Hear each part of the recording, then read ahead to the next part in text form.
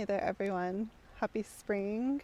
I am coming to you from this beautiful scene. It's a creek and a campsite in central southern California.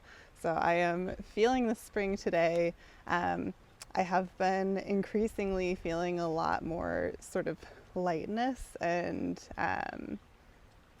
just openness recently, and so I wanted to make this video on the theme of spring is here, signs of spring. You know, one of the main reasons that I decided to make a life leap like this is that I believe we are very deeply interconnected with nature, and one of the ways I think that comes about is that we as humans, we have our own sort of cycles that we follow, right? Like nature goes through this cycle of summer, fall, winter, spring, and we as humans go through very similar sort of cycles. So I myself know that I'm definitely sort of coming out of this winter stage, which for me feels like it's been going on for a really long time. I know many others, potentially you as well, have been having sort of their own versions of existing in winter, which, you know, if you're wondering what it means to like have a human experience of being in winter, I would encourage you to think about like, what does winter mean to nature? Winter is a time period when animals go into hibernation modes very commonly. They bunker down the daylight. The days are shorter in the winter, so there's a lot more sleeping, there's a lot more resting, there's a lot more sort of like gathering your comfort items and your food and whatever else around you that you need to nurture you during this sort of period of darkness, and sort of like hunkering down, right? There's a sense of like hunkering down, coming into oneself. So if you've experienced that, you know, sometimes that can look comforting, sometimes that can also look sort of like depression. You know, seasonal affective disorder isn't just coincidentally a thing, right? Like it's a very sort of true connection that we as humans have to the seasons here on Earth. When we experience less sunlight because the days are naturally shorter, we are experiencing, you know, less of the things that make us feel that we can function in the world that's been created around us. We have less energy. What I believe that means is that we as a society need to actually start resting in the winter and not like forcing ourselves to push through and act like it's summer and we have all the time in the world. You know, I remember when I was working traditional 9-to-5s that there were so many days where during the winter I would wake up and leave my house before the sun came out, and I wouldn't get back home until after the sun had already set. So I was literally like inside of a building working all day and then coming home to darkness, and that doesn't create a very happy experience for anyone.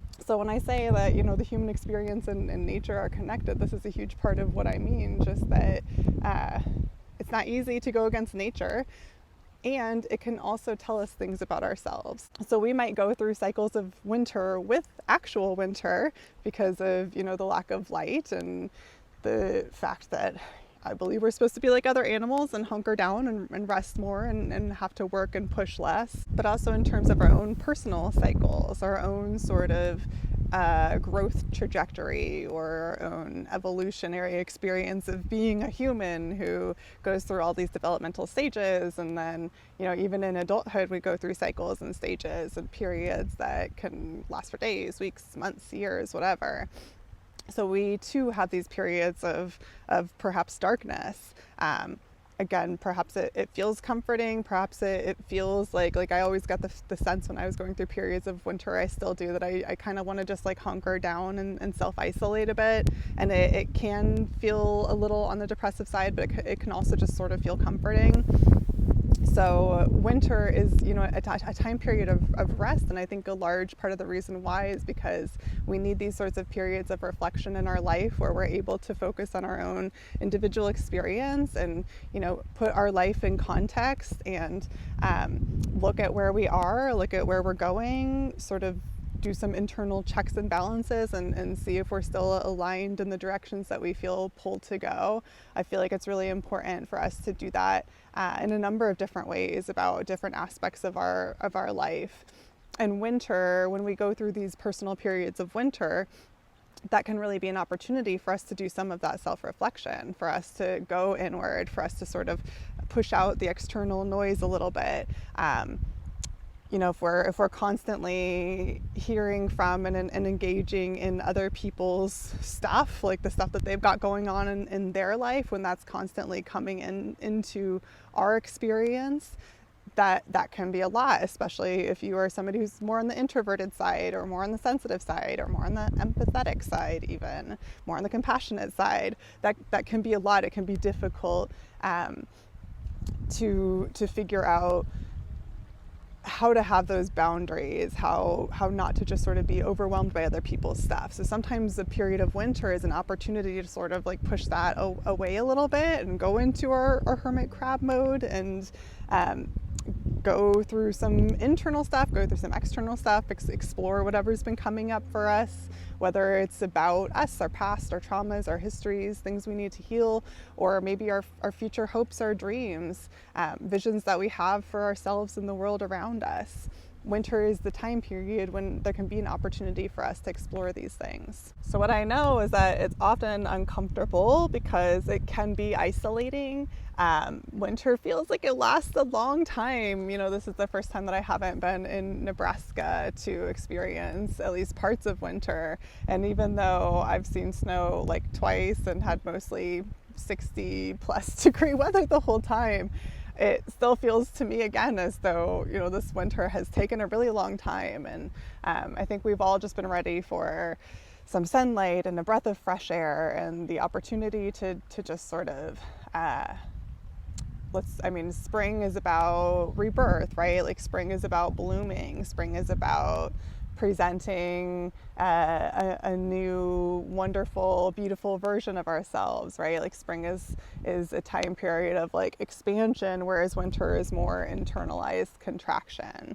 So it's not that winter is bad, it just, we need a balance of things. And perhaps you are like me and really feeling ready to emerge out of some of the darkness, I guess I would say, that this winter has been bringing about for a lot of us to reckon with. So I am definitely seeing signs of spring on the horizon. I'm filming this video outside. It's actually kind of a cloudy day. It rained earlier and it's been warm enough usually that you don't need like a jacket or anything, but it still feels like spring. Hopefully you can hear the creek behind me and see all the green. So it's exciting to feel as though we're getting this sort of breath of fresh air. This is actually also the spring equinox. I'm filming this on the equinox. So spring has officially begun. We are coming out of these time periods of darkness. We are coming back into increased energy, more excitement. What I think is always like the possibility of something new. Spring brings this like sort of energy of, it could be anything, you know, before this flower blooms, we don't know what to expect and it could look like anything. So there's this sense of like openness to opportunity and excitement and like naivete, but not in a bad way, in an optimistic sort of way. The eyes of the child, you know, it's like, what could be around this corner? How could things get even better? Very often as adults, we lose sight of that and we sink into this, like, I mean, it can be constant winter mode, right? Let's be honest. Like, some of us have experienced really long winter periods. Maybe that's you. Maybe it's been a really long time since you felt this sense of spring. To share some of the signs of spring that I am seeing on the horizon, I wanted to talk about a couple different things and just see if you're going through this too, or maybe it just helps you think about something differently. I think there's great power in the sharing of our experiences. I've seen really major shifts happen for people when they've been able to hear other people's experiences. I've seen, you know, impacts made from sharing my own experiences. So that's what I want to do in this video too, is to encourage that and encourage you to think about doing that in your own ways as well. So one of the first sort of signs of spring that I've really been seeing is that I think, you know, this winter period for me has brought up a lot about fear. And that is in part because of the life choice that I am making right now. So if you're not familiar, or we haven't done an update video in a while, although we will be doing one. We've just been adjusting to a lot of different things, but we essentially renovated a cargo van. We bought a cargo van. We renovated this cargo van, we tore it all out, we rebuilt the inside, we turned it into kind of like a tiny house, but by two people who've never done construction before ever. So it's a first draft tiny house, but it is workable. We have like a bed and the whole kitchen set up, and we have power, electricity, we even have Wi-Fi in our van, all of that. So it was a lot to figure out because we've never done anything like this ever before, ever. Never did I ever think that I would be doing this, but the pathways aligned and I took the leaps of faith. And so we renovated this van, moved into this van. We've been now living in this van for, oh gosh, I should have looked at the timeline. I think it's been a month and a half-ish now. So we're still very much getting used to the experience of what it's like to be, totally off the grid. As you can imagine, that brings up a lot of fears. Like, I have had stability my whole life. I've never existed. I've never lived outside of Nebraska. The longest I've been away from Omaha was like 6 months when I studied in Mexico in college. So it has been a lot of change to move out of what has always for me been a very stable existence and into like, I don't know what I'm doing most of the time. And like, what do you do when you don't know what you're doing? And how do you learn to work with that? How do you confront all those fears of like, I can't do this and I'm not going to be able to, and continue to do the things that scare you. So for me, winter was a lot about like just jumping into all these fears of like just totally being on my own. I mean, a big part of my reason for making this choice was to break free of dependence on systems a little bit more. And that is terrifying. It is terrifying to make that leap because systems are all I've ever known, right? Like probably you too. There's not a lot of other options out there. I mean, there are, but it's really difficult. So that's the leap that I made was suddenly just releasing my hold on all kinds of stability and trying to, and having to confront my fears of, I don't know how to do this, and how do I learn to rely on myself and myself alone. It's brought up a lot of fears about trusting myself and trusting my vision. I think a lot of you can probably relate to this too. I think it can be really difficult in a world where so often we're told this is how things have to be, or like this is how they are, like this is your option, this box right here, like ignore all the stuff outside the box, like the box is your option. When that's the worldview we're given, trying to even undo that within our own consciousness and recreate something different is really difficult. And it takes a lot of faith and continued choice to have faith in one's own inner vision. It's really difficult, you guys. Like, that's the pathway that I've been walking these last few years, is how do I have faith in my own vision when really nothing in my outer environment was validating that for me at all. And in fact, the messages that we receive from society and everything that most of the options we have in front of us, the message that we're given is like, this is the only option. There is nothing else. Like, you can't do anything else. So it's been a lot to jump into that. It's also been really empowering, although I will say I'm still experiencing fear. Yeah. But it's also been really empowering.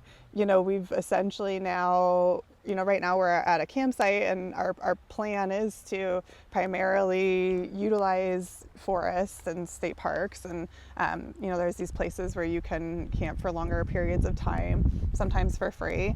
And that's our longer term plan.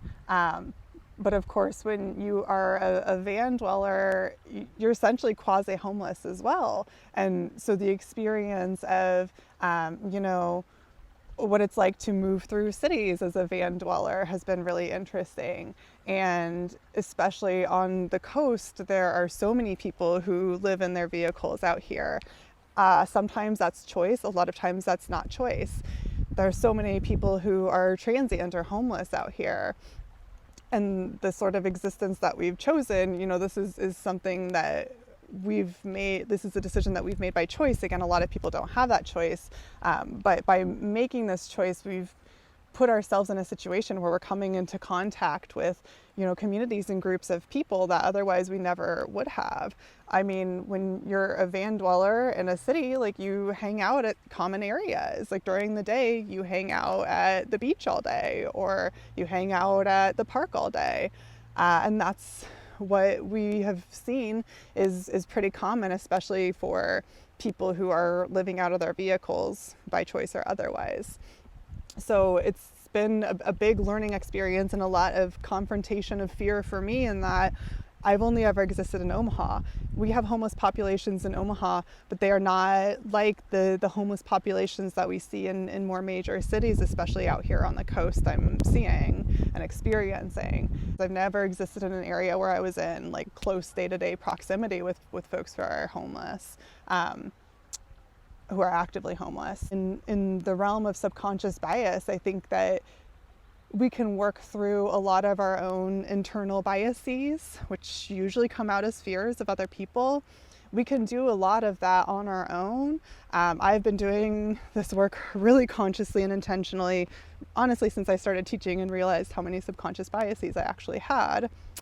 But I was able to make them conscious, and when you do that, you can work through them. But what I believe to be true is that it's really difficult, if not maybe a little impossible, to fully work through our biases without the addition of, some contact or connection with these population groups. So I, wouldn't say I was like super biased against homeless people by any means. No, like I've encountered a lot of folks who've experienced homelessness in their life many, many, many times. Had close relationships with people who've had that experience. But to be here and then experience, the inner fears that come up when I'm walking by somebody who's on a corner, or who's on the beach, or who's in a vehicle next to me all day, to address those fears in a space that's entirely different than where I'm used to being was a totally different process for me. And that really taught me a lot about it's layers of an onion, right? Like it showed me, I've peeled a lot of those layers, but I think the work is a little bit endless. And so it showed me another one of those layers that was a little bit deeper down in that onion, where I was having, visceral responses, or like feeling unsafe because I was in the proximity of people who are homeless. And I had to really unpack that. Like, why am I feeling unsafe? What am I saying about these people? If I've not been given a reason to feel unsafe, then, that's a bias to unpack. All of that to say, I have a lot more to share about, things that I've learned from some of the experiences I've had, and more importantly, ways that I've been able to grow and expand my perception of humanity and what opportunities I see in front of us as a human species. I have a lot more to say about that in relationship to some of the experiences I'm alluding to here. But I'm still integrating a lot of that. So for the purposes of this video, it has just been, an opportunity to work through a lot of fear. So I hope while I've been talking too, that you've been thinking about maybe some ways this has come up for you, and ways that we've been bombarded with fear for our lifetime, really, but especially in the past few years.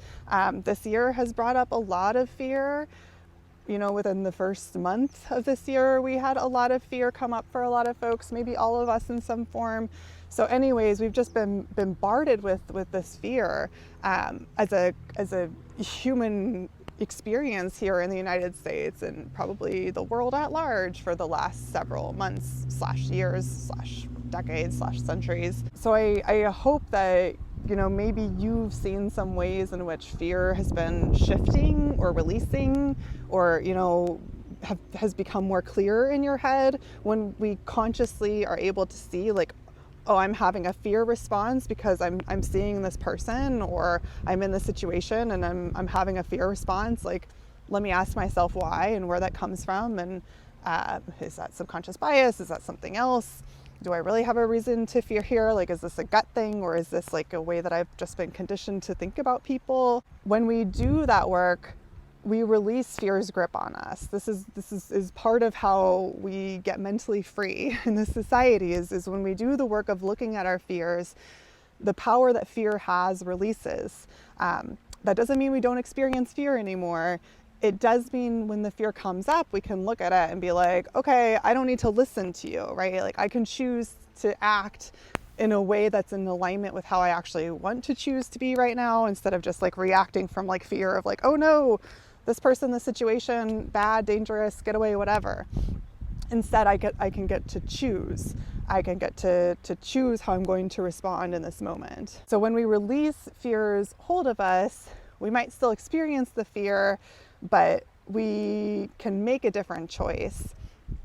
And the reason why this is so important is that I've really been coming to see exactly why fear is the opposite of love. So that's the truth. Like, fear and love cannot coexist. Fear is the opposite of love. You know, hate is very connected to fear. I believe and would hypothesize that if we sat down with somebody who was feeling hate and unpacked what they were feeling and why of this particular person or population group, what we'd ultimately get to is fear. So I would say that fear is the opposite of love. And if we have fear, we cannot also have love. If I'm afraid of somebody, I cannot also, I'm not saying it's like a black and white thing where like 0% love, 100% fear is how it has to be. Like, there might be a mixture. I'm just saying that the fear blocks our ability to fully love. If I'm a little bit afraid of you, I can't fully open myself up to you, because if I'm listening to that fear, right? If I'm listening to that fear. So fear keeps us disconnected from one another. Fear also keeps us small. Fear keeps us from making choices that would scare us. Fear keeps us from making choices that would really help us grow, right? Like, usually the thing that we're a little bit afraid of, the decision we're afraid of, is maybe the decision we're kind of feeling pulled to make, but we're afraid of it because we know it would really, really change things. You know, that's definitely a fear I can relate to on this journey. It's not about avoiding or pushing down the fear. It's about feeling the fear and then doing the thing that scares us anyways, choosing to do it anyways, even though we might be feeling fear. This is how we ultimately release fear's grip on our life. And at the same time, we need to recognize that progress isn't perfection. So we don't have to always be able to do the thing that we fear. We just have to try and make the different choice as much as we can, make the choice to choose from what actually is what we want and not just what feels safest. On a collective national level, I think that, you know, there's a sign of spring in the fact that I feel like we're sort of being able to take this deeper breath here in the United States. Things are by no means okay, and a little bit more stable than it seemed to feel like a year ago. The election is over, that process has ended.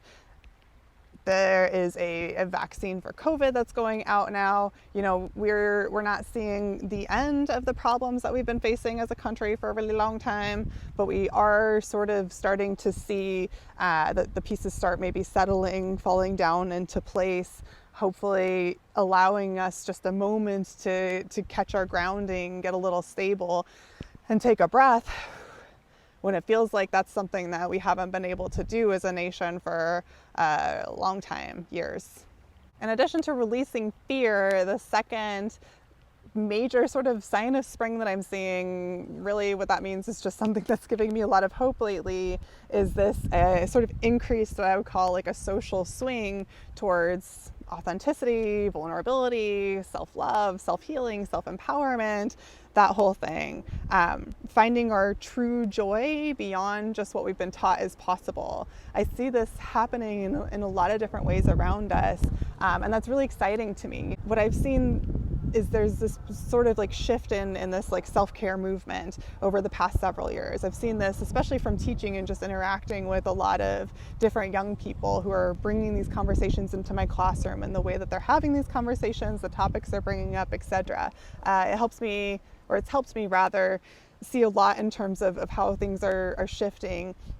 over these past several years. So I feel like this self-care thing started as like, self-care is good and okay, right? If you think back to like 5-6 years ago, it was like, it's not selfish to take a bubble bath and go outside and get some exercise.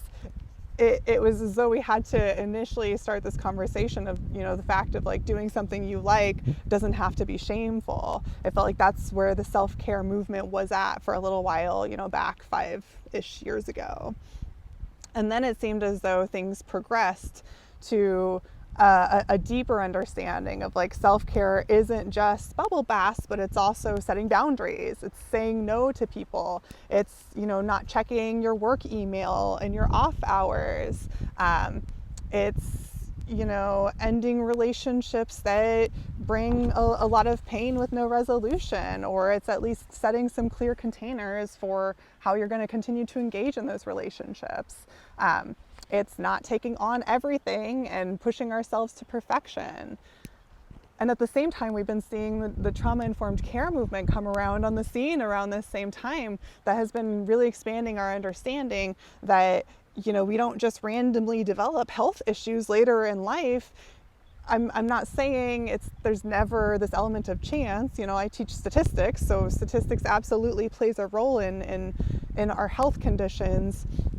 It's just also that very often, if not always, health conditions are rooted in something deeper, just like any other issue that we see out in our social environment. The issues that we experience internally are often rooted in something deeper as well. Sometimes, very often, I would say what can be rooted in is trauma. And, you know, the ACEs study, the Adverse Childhood Experiences study, the work of Dr. Nadine Burke-Harris, increasing work from the field of neuroscience on human consciousness and how brains are impacted by trauma, and how that can be addressed more importantly. All these sort of different worlds are merging together around this understanding of trauma, of how the experiences that we have in childhood, but also throughout the life course, including ongoing stressors we carry today, such as stress from being a student / full-time employee / parent / partner / etc. Stressors such as existing in poverty, stressors such as experiencing oppression. When I was studying a PhD in sociology, that was the sort of avenue that I had chosen to go. I didn't complete that degree, but that was the avenue I chose to go. And I spent a lot of time studying and researching the effects of oppression as a day-to-day experience, you know, people just saying like, yes, I felt discriminated against in this situation, how that then connected to their health, how that had an immediate impact on their physiology, affected their blood pressure rate, affected their cortisol levels and the stress hormones that were running from throughout their body, put their body into fight or flight, an activated state, which when we are chronically in those activated states, bring on health conditions, mental health and physical health, especially physical health, especially heart stuff and cardio stuff. All of that to say, it's probably apparent, but I get very excited seeing the progress we're making as a country, as a world, in our understanding of how these health conditions occur and how interconnected they are to our social environment. And that brings me a lot of hope, because the first step of changing anything is to understand it, is to see it, acknowledge it, look at it. And we haven't done that as a country in the United States. We've never grappled with the full truth of our past. We've never grappled with the amount of trauma and oppression that was built into the fabric of this country and that continues to perpetuate through really all of our systems and processes. You know, that's a heavy speech, although if you watch these videos, you probably expect that. But it brings me to, you know, this point of hope and optimism in that when we're seeing this increased conversation happening in fields of sociology, fields of neuroscience, you know, social work is having this conversation too in some of their own ways. There are, I'm sure, other sectors that are having these conversations too. You know, it's a lot of conversations that are being led by the people who themselves have experienced these issues and not as much from academia.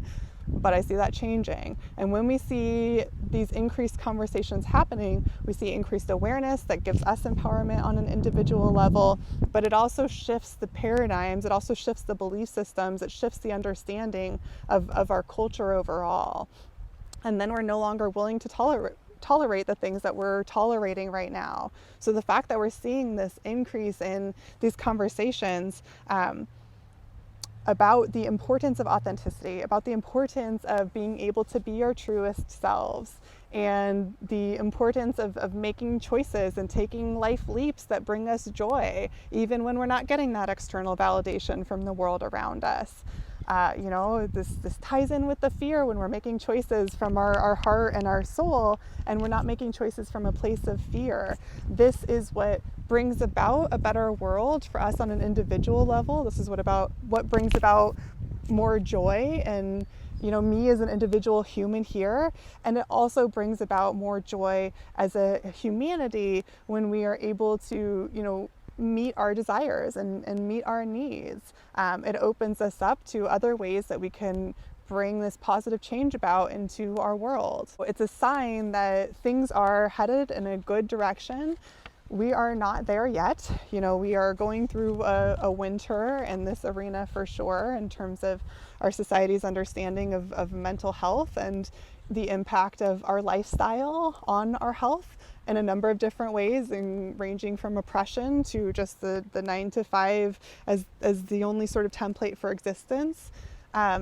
We are still existing in that right now, and yet I can see that there is a light on the dawn. I can see that we're headed towards some exciting places. And my prediction, just from seeing what I've seen in all these different communities, is that the change is going to happen faster than we think. So that brings me a lot of hope and encouragement. And I hope it brings you some encouragement as well, and just thinking about the ways that you can increase your own sorts of levels of authenticity, vulnerability, being your true self, speaking your truth, holding true to your visions, all those sorts of ways that you can stand up and honor your needs as a human being, and feel your feelings and stand true in them. Offer yourself some healing, because that really is the way that we're going to change the external environment that's making it really hard for us to live in those sorts of ways right now. So I just want to end this by saying that if you feel alone right now, if you feel like everyone around you is missing something, or maybe you feel like you're missing something, or things just don't quite feel right in the world that you've been handed, I want you to know you are not alone. You are far from it. I see more and more people who are seeking something more out of life every day. I think I'm an example of that. And the more I've stepped into embracing that within myself, the more I've seen it reflected back around me and in other people and in different communities. So I want you to know you're not alone. If you've been feeling really overwhelmed by the amount of changes that have been happening lately, or like, what's the point? Nothing's ever going to change. This is just the way things are. We hear those messages a lot from society. I want to validate those feelings, like the feelings that you're feeling are real and valid, and feeling them is important. Letting yourself feel them is important. And to just try not to get stuck in them. Try to look for those signs of spring. There's a lot of reasons to feel fear and despair in the world. There's also a lot of reasons to feel hope. And ultimately, the more we can inspire some sort of hope or joy or freedom or liberation within ourselves, the more we open that up, and the better we're able to identify and find new pathways that can help us figure out how to find that sense of inner bliss, to find our own sense of spring, whatever that means to us. So I'm sending you so much love. I don't think you can see my shirt, but it says, "Dare to choose love." This is a shirt I got from someone that I met through a program, like a self-improvement kind of program I did. She sells these types of shirts still, I believe. Her name is Emily Rose on Facebook. So I hope that you feel a little lighter, maybe a little bit more love after watching this video. Know that I'm sending it to you, and I hope that spring comes your way very soon.